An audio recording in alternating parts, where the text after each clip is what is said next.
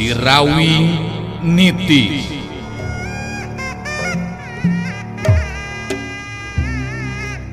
Sorot panon Rasanti alias Munarsi, sakapeung galak gular giler, galak mataksieun anu borangan, sakapeung deui ciga anu melong kosong, arang ngiceup seperti jalma biasa. Kitu nate lantaran aya dina pangaruhna Nini Karimun Sakti. Dongeng Sunda Romansilat ngajujut laku mapai rundayan carita hiji jajaka katurunan Jawara Sunda. Sirawing Nitis. Sanca dawuk cengkat nangtung muterkeun paneuteup-na kasabudeureun eta patempatan, narik napas panjang bari ngagerendeng ngomong sorangan. Di mana aing bisa manggihan si topeng mayitnya? Sanajan bener arwah panasaran kibuyut ireng anu sumanding geus mere pituduh mangsa diri aing ngayakinkeun ilmu, tapi tetep nu ngaran si topeng mayit cenah boga ilmu anu luar biasa. Kadinya aing kudu guru ilmu. Ku cara kitu kakara bisa malaskan nyeri ka Sirawing. Sirawing Nitis digarap Kumang Inoy, naskah Yasana Yat R, pangreka jeung panyeup sora Udi Gibran, dibaturan Kukang Awe, teknik jeung editing garapan Nopan Cahya Lagawa, dibaturan Kukang Ence, pangjejer gawe Muhammad Ismail Haufansa.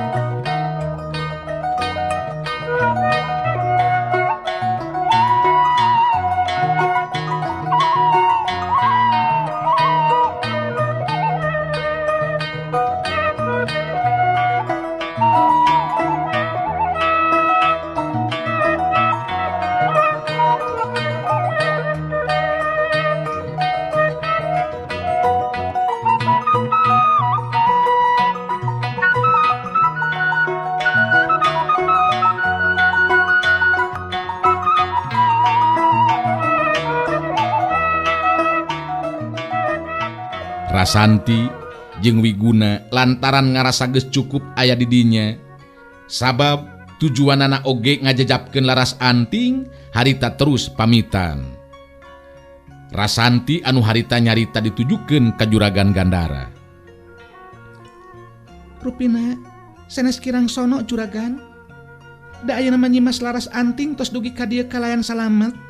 Atuh di dieu oge ayeuna tos aya Ki Sarmuji tabib ahli anu bakal ngarandongan Den Aji Sutra. Abdi sareng Kang Wiguna rupina bae henteu lami adi dieu nya, sejak pamitan be ka sadayana. Juragan Gandara neuteup ka Rasanti bari terus kedalisan. Kula nganuhunkeun sakali deui kana pitulungna. Atuh salam we kitunya ka Parawing, mudah-mudahan ke dina hiji waktu mah bisa tepung lawung jeung kula. Memeh indit lumampah, Rasanti masih kene sempet nyarita ka Ayu Manganti anu harita ngajajabkeun nepikeun kaburuan imah. Diantos kasumpingan anak kalemur Cayu, pun bapa sareng pun biang bingahan pisan panginten kasumpingan ku putrana Embah Garabag. Sanes kirang sono abdi permios heulanya. Ayu Manganti ungeuk di barung jeung imut terus ngawalon. Mangga wilujeng angkat, muga be kabiruyungan urang tiasa ditepangkeun deui nya.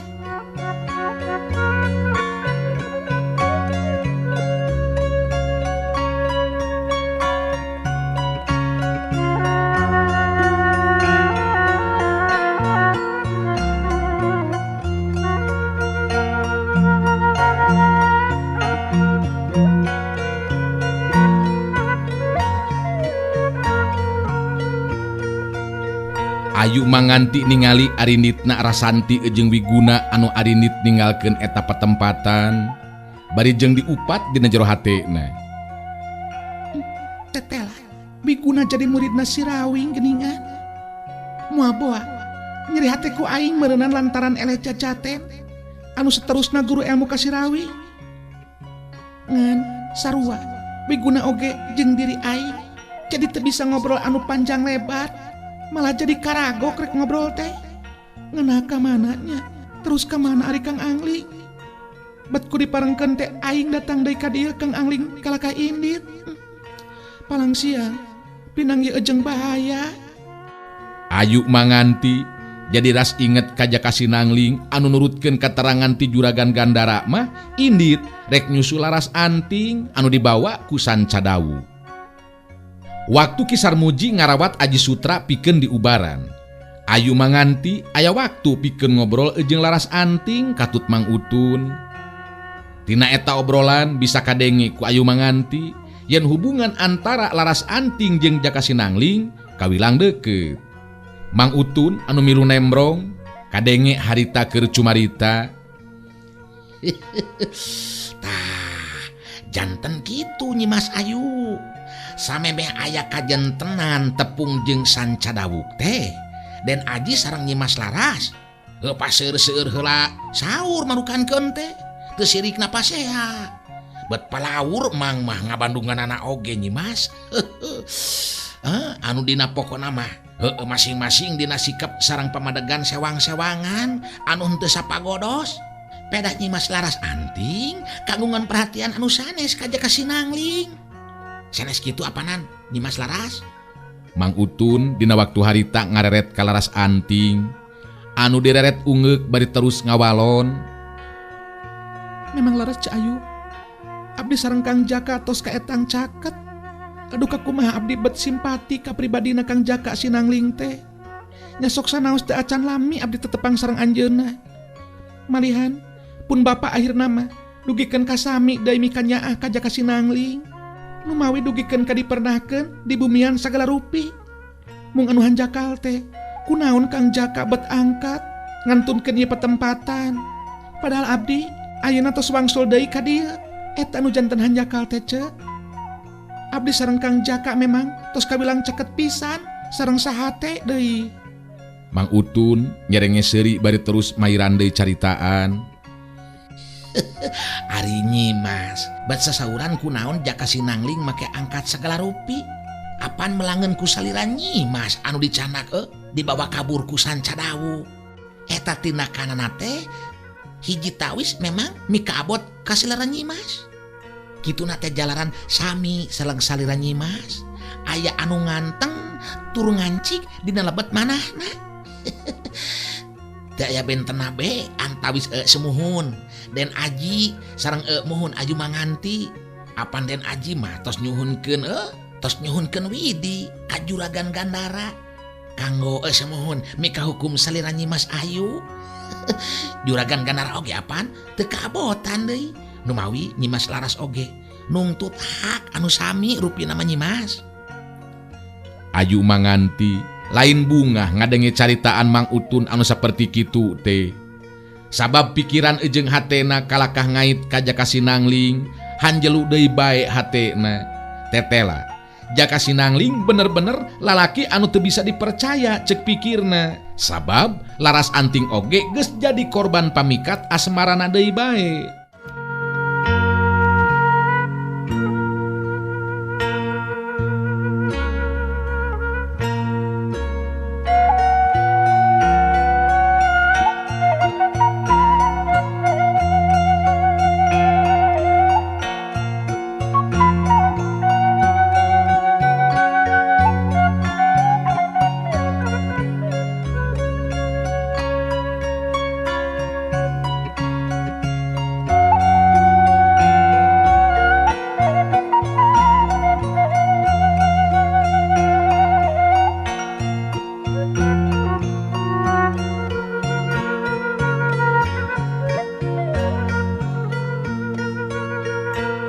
Laras anting netep ka Ayu manganti bari terus nyarita deui.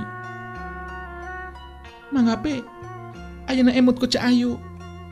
Nah lepat kitu upami abdi aya perhatian khusus ka Jaka Sinangling. Seperti halna Kang Aji ka salira Ca Ayu. Ku paraosan abdi mah apaan sami bece. Margi abdi oge kagungan hak panginten. Mang Utun anu harita nyambungan caritaan laras anting. nya sanggep mangma sami baik Nyimas margi juragan pameget oge apanan dina ngabagikeun kanya ate estu henteu dibilah-wilah hartosna teu pilih kasih numawi ngajejekeun jaka sinangling masihan hadiah sakumaha anu diusulkeun ku Nyimas oge dumasar kana kanyaan na panginten yen eta hadiah teh teu aya hartosna upami dibandingkeun sareng jiwana dan aji anu tiasa disalametkeun ku jaka sinangling nyalaras henteu Nyimas Ayu. Mang Utun dina waktu harita ngareret ka Ayu Manganti anu direret ungeuk bari narik napas panjang terus ngawalon lalaunan. Abdi sapamadegan sareng Nyimas Laras oge Mang Utun. Dina hal kasuka sareng kacinta. Salaku insan anu tos dewasa teu tiasa diatur ku jalma anu sanes. Margi eta mah tos janten hakna. Jelas anu dilakukeun ku Den Aji kasaliran Nyimas lepat. Margi upami Nyimas memang suka kaja kasinangling sanu mampu atanapi tiasa ngahalangan. Laras Anting asa dibela dipangmenangkeun harita imut bari terus nyarita deui. Numawi kitu Cak Ayu. Di mana engke nyase kedah nama Cak Ayu masihan pandangan Kakang Aji supados anjeunna ngartos. Mung hancakalna teh ieu Kang Jaka dugikeun ka ayeuna bet masih keneh teu acan puguh laratanana. Abdi bet salempang inggis kumaha ona Mang. Ya mudah-mudahan be atuh ulah aya kajantenan naon-naon anu tumiba ka anjeunna Nyimas. Anu dina akhirna mah tiasa riung mungpulung deui di dieu. Da jelas ayana jaka sinangling di dieu maksad teh di ieu lembur kalintang pisan diperjogikeunana sanggep Mang mah. Loba deui obrolan anu sejena. Anu jelas keur Ayu Manganti mah beuki genah hatena. Sabab ngadenge langsung pangakuan ti Laras Anting ngeunaan parasaanana ka jaka sinangling. Ayu Manganti ngahuleng bari jeung ngomong sorangan dina jero hatena. Memang bener mun kieu mah. Jaka sinangling teh tukang ngobrol cinta. Aing geus teu bisa percaya deui kana caritaanana. Ayeuna ieu Laras Anting anu beunang dipikat diperdaya ku manehanana. Jaka sinangling bener-bener buaya. Boros tadina mah aing geus percaya kana pangakuanana. Kang Angling. Mun kitu mah diri abdi salila ieu teh ngan ukur ambon sorangan geuningan. Kitu di antarana kaayaan eusi hate Ayu Manganti ngeunaan jajaka anu ngaran Jaka Sinangling anu masih keneh tacan bisa leungit tina jero hatena. Ayu Manganti jadi ngabayangkeun deui lambaran poe-poe ka tukang mangsa dirina masih keneh mindeng panggih jeung Jaka Sinangling.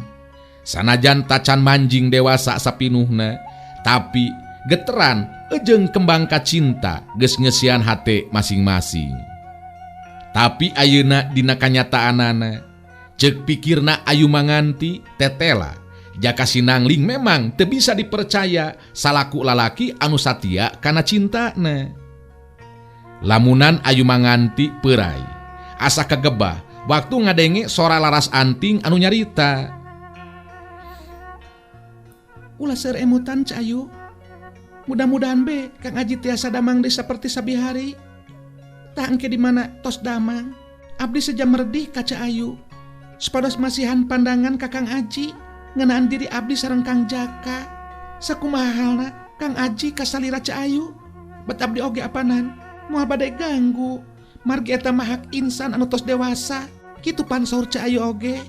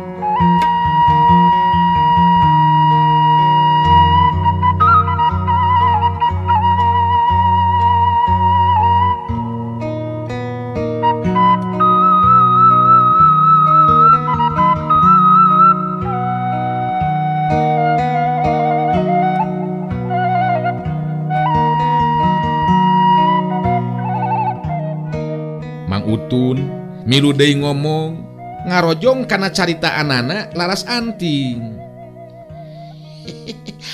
Ari sanggep mama henteu kedah salempang Nyimas. Margi Nyimas Ayu Manganti matos jelas ngalaraskeun ka salira Nyimas Laras, hartosna aya di pihak salira Nyimas. Nya sanes kitu Nyi Ayu. Ayu Manganti ungeuk bari terus ngawalon. Laras Mang, di mana engke den Aji tos damang deui mah? Kalayan abdi aya kesempatan keur ngobrol, ku abdi pasti bakal dipasihan pandangan ngeunaan naon anu janten eusi manah atanapi paraosan Nyimas Laras kaja ka Sinangling. Sanajan dina bibir mah bener nyarita kitu, tapi dina hate mah tetep be aya anu nyereset peurih. Nu keur ngobrol jadi eureun. Waktu ningali Juragan Gandara datang nyamperkeun. Laras anting ningali Juragan Gandara anu jadi bapana datang nyamperkeun, langsung harita tumanya ngeunaan kaayaan anu jadi lanceukna. Kumaha mah? Kinten-kintena Kisar Muji teh amah. Nah sanggem ngalandongan Kang Aji teh. Bet asa piraku be, tabib ahli dugikeun kan teu mampu ngalandongan mah amah. Juragan Gandara narik napas panjang. Riuk paroman beungeutna masih keneh tacan hegar, kadenge harita kedalisan. Memang berat kaayaan lanceuk hidup teh Laras. Nya ari Kisar Muji mah bakal terus usaha sakuat tanaga ngubaran. Ngan can bisa mastikeun cenah mampu jeung henteu nah. Kituna teh kakara ayeuna ngubaran saperti kaayaan lanceuk hidup kitu mah. Si Sanca Dawuk memang kejem jeung telenges. Tujuanana jelas, rek ngabinasakeun lanceuk hidup. Hayang teuing aya wawalasna ka jelema anu kejem telenges kitu teh. Nu matak kudu terus dipeuseuh oge anak kula ku ilmu silat teh dina kieu na yeuh Ayu. Juragan Gandara ngareret ka Ayu Manganti. Ku Ayu Manganti bisa kaharti maksud ejeng caritaan Juragan Gandara. Ayu Manganti neuteup ka Juragan Gandara terus nyarita. Naon anu disaurkeun ku Juragan ka abdi? Kahartos Juragan. Nanging prayogi kauninga ku salira Juragan. Gesan maher kana ilmu silat. Memang ngabutuhkeun waktos anu teu sakedap Juragan. Margi abdi oge dugikeun ka taun-taun neuleuman ilmu silat teh. Neuleuman sareng ngayakinkeun ilmu ti Ibu Windu Absari, guru abdi. Juragan Gandara ungeuk bari terus nyarita. Kula memang ngarti lebadinya nama Ayu. Lain waktu sakedeung hayang asak dina ilmu silat latihan jurus. Ngan ieu mah nu aya dina sawangan kula. Cacakan anak kula lamun geus maher ilmu silatna saperti Ayu Manganti mah asa piraku make kudu jadi korban jalma-jalma kejem ejeng telenges saperti si Sanca Dawuk. Sabab dina alam kiwari dina seueuna mah tetep be kangaranan anu lemah mah bakal dijejek ku jalma-jalma anu kuat ejeng jahat. Nya bener teu Mang Utun. Mang Utun dina waktu harita nyerenge seuri ungeuk bari terus ngajawab. Semuhun laras kitu pisan Juragan. Namun ku ayana Nyimas Ayu Manganti tetep aya di dieu. Juragan sing ageng mana? Margi engke oge dina waktosna. Tuang putra pasti bakal maher saperti halna anjeunna. Da cacakan upami abdi henteu balat mah hoyong diajar kana jurus teh. Mung abdi manyeta kitu teh geuningan gan. Ari tos kolot mah susah apa gampang poho. Tos panyakit matuh takayaan kitu teh gan. Juragan Gandara seuri bari terus ngomong deui. Nya bener sarua jeung kula eta Mang Utun. Nu matak kula ngagantungkeun harapan teh ye kanu jadi anak. Meungpeung masih keneh ngalora. Ejeng aya guru anu ngalatihna nyata Ayu Manganti anu memang geus kauji ku kula dina hal kahebatan elmuna. Lin kitu Ayu. Abdi henteu bade ngabohongan diri Juragan. Ilmu anu kacangking ku diri abdi mangrupi bekal anu langkung ti cukup Juragan. Nanging prayogi kauninga ku salira. Dina hal ilmu silat upami abdi dibandingkeun sareng Sanca Dawuk, tetep abdi teu acan mampu nandingan Sancadawu. Margi Sancadawu sanes tandingan abdi elmuna. Anjeunna langkung punjul. Margi Sancadawu tos nyangking ilmu ti Kibuyut Ireng. Juragan oge panginten kantos ngadangu nya ngeunaan Kibuyut Ireng. Juragan Gandara ngahulang sakedeung bari neuteup ka Ayu Manganti teu lila terus kedal delisan. Kibuyut Ireng. Nya bener, kula kungsi ngadenge. Eta jago kolot garan Kibuyut Ireng teh anu geus eueuh pantaranana. Kungsi tarung patutunggalan jeung si Rawing. Dina eta tarung duanana pada-pada henteu eling cenah. Ngan Kibuyut Ireng mah henteu eling pikeun salilana. Sedengkeun si Rawing mah tetela masih keneh aya di kieuna. Jadi lamun kitu mah tahapan ajen pangartina si Rawing memang tetep leuwih punjul. Ayu Manganti anu harita kadenge nyarita deui.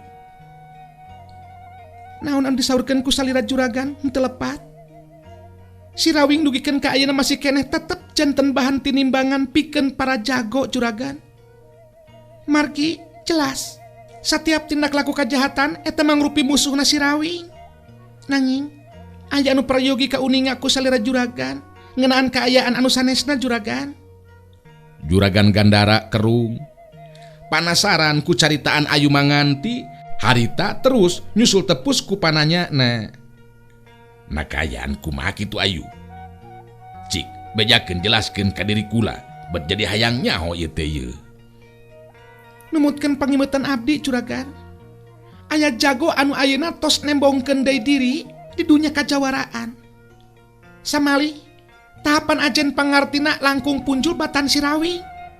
Kahebatan elmuna tos kabandungan ku diri abdi eta jago anyar teh juragan. Ngangkankeun si Topeng Mayit ilmu Sancadawuk oge teu aya hartina pikeun anjeunna mah. Kitu teh juragan. Ku Ayu Manganti dijelaskeun ngeunaan kaayaan si Topeng Mayit anu dina waktu moalila deui ngaranna bakal ngagenjleungkeun dunya kajawaraan sabab tahapan ajen pangartina luar biasa.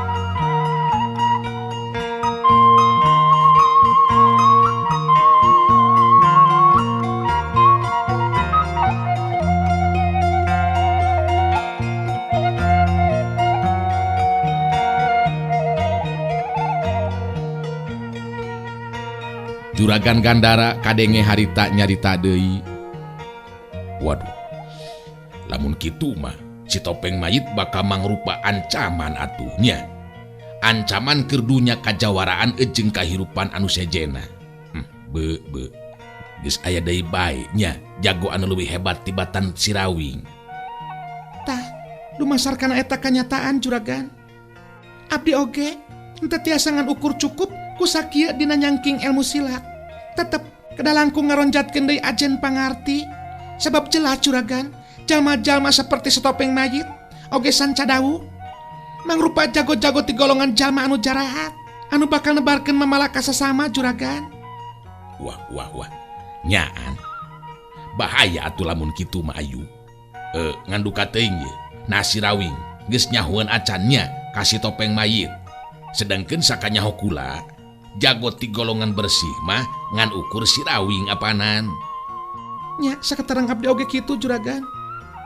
Nanging urang teu kedah alit manah. Margi abdi emut kana kasauran guru abdi. Yen sanajan sakumaha hebatna, sakumaha gagahna jeung rongkana kajahatan, kangaranan lumaku dina kajahatan tinangtu bakal pinanggih sareng kaancuran.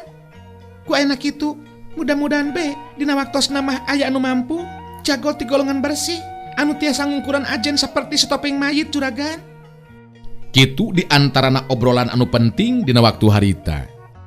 Sajroning bari jeung ngobrol kitu teh tetep be Ayu Manganti ari pikiran mah inget bae ka Jaka Sinangling. Sedangkeun Jaka Sinangling harita manehna terus lumampah nyusud laku mapai laratan Sancadawuk anu geus mawa laras anting. Jaka Sinangling memang barontak temikeun hatena upama nepikeun kalaras anting dijadikeun korban ku si Topeng Mayit.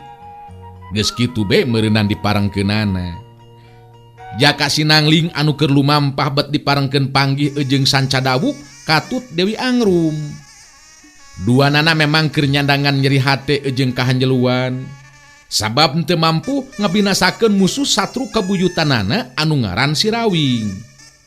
Ayeuna panggih jeung Jaka Sinangling. Sanca dawuk jeung Dewi Angrum jadi tamplok ka Jaka Sinangling amarahna. Komo waktu Jaka Sinangling tumanya ngeunaan laras anting ka Sanca dawuk, beuki ambek be Sanca dawuk dina waktu harita.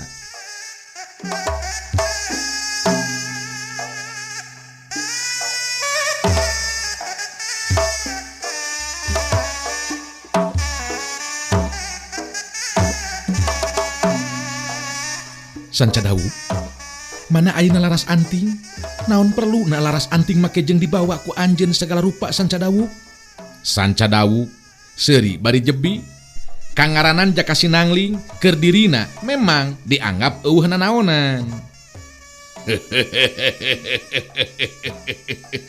Si Laing wani nanyakeun kitu ka dewek. Ngan bisi si Laing panasaran, bisi paeh bolotot. Hade, ku dewek ayeuna bakal dibejakeun. Si laras anting geus dipasrahkeun ka si topeng mayit. Malah geus bisa dipastikeun dina waktu ayeuna geus jadi korban si topeng mayit. Mun geus kitu kanyataanana, si Laing rek naon ha? Ngadenge katerangan seperti kitu ti Sanca dawuk, Jaka Sinangling jadi nekad. Manehna teu make tinimbangan deui dina harti ngukur kana kamampuhan dirina. Nu penting bedahna amarah bisa ditumplekeun ke Sanca dawuk. Andika memang kejem telenges Sanca dawuk. Padahal naon dosa jeung kasalahan laras anting. Kuring teu ngarti nabat laras anting anu dijadikeun sasaran.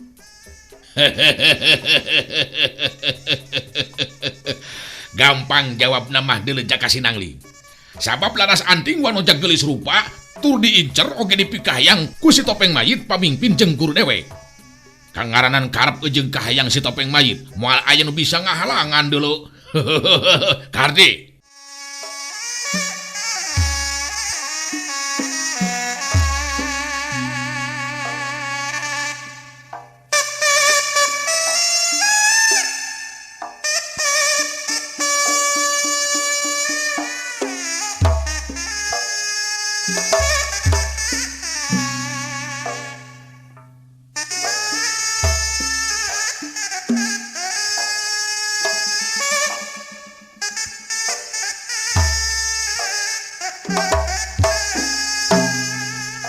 Beungeut Jaka Sinangling jadi beureum ngembang wera. Langsung manehna pasang kuda-kuda ngawangun pasangan dumasar tina ilmu silat anu dilatihkeun ku kirana ka dirina. Jaka Sinangling neuteup seukeut bari terus nyarita. Andika memang lain manusia Sanca dawuk. Kuring teu tarima ku tindakan Andika nu matak ayeuna. Bakal ngalakukeun tindakan pikeun balitungan sanajan ngadu jiwa kuring moal make kudu sieun. Ningali Jaka Sinangling ngawangun pasangan, Sanca dawuk dina waktu harita meletet bangun anu ngahina pisan. Dina poe-poe ka tukang si Laing memang masih kena bisa salamet sia deuleu Jaka Sinangling. Tapi dina poe ieu dewek geus moal mere diampun sia deuleu. Bandungan Dewi, ieu mangkeluk anu ngaran si Jaka Sinangling bakal kojor ke leungeun dewek dina waktu ayeuna.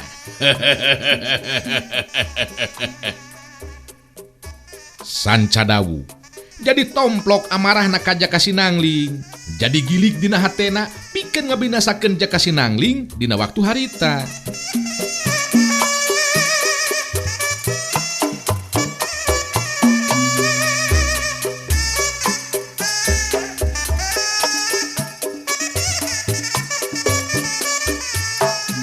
Sedangkeun Jaka Sinangling geus teu mikirkeun deui kasalametan dirina sigana teh, make jeung wani rek tarung ngalawanan Sanca dawuk sagala rupa.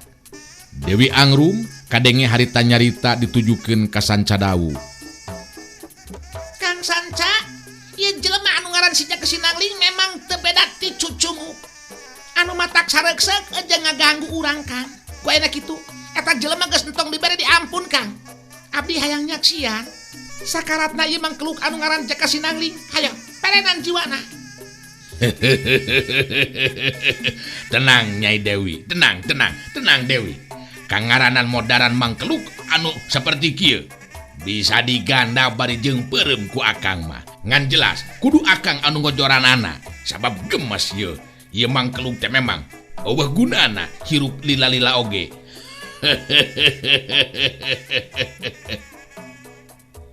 Jaka Sinangling paneteupna semu anu hurung saya gadiri pikeun maju narajang kanu jadi lawan.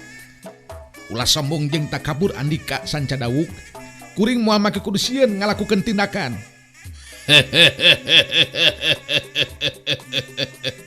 Montong kalaka bacot sia deuleu Jaka Sinangling ha.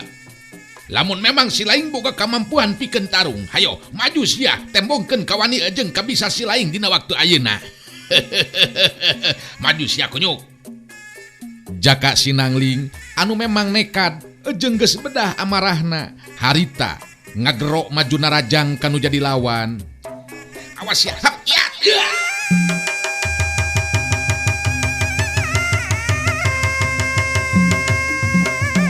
Kawilang lumbayan gerak panarajang Jaka Sinangling mangrupa ilmu silat anu sumberna ti kirana tea. Tapi kangaranan dipake narajang ka Sancadawuk tangtu be eueuh hartina sama sakali. Mangsa ditakis di bendung panarajang ku Sancadawuk, harita Jaka Sinangling geus ngabangkieung ka tukang. Plak dak geduk des bangkieung jalik deug. Tapi Jaka Sinangling gancang harita mancukeun deui tangtunganana, sedengkeun Sancadawuk seuri bari terus nyarita.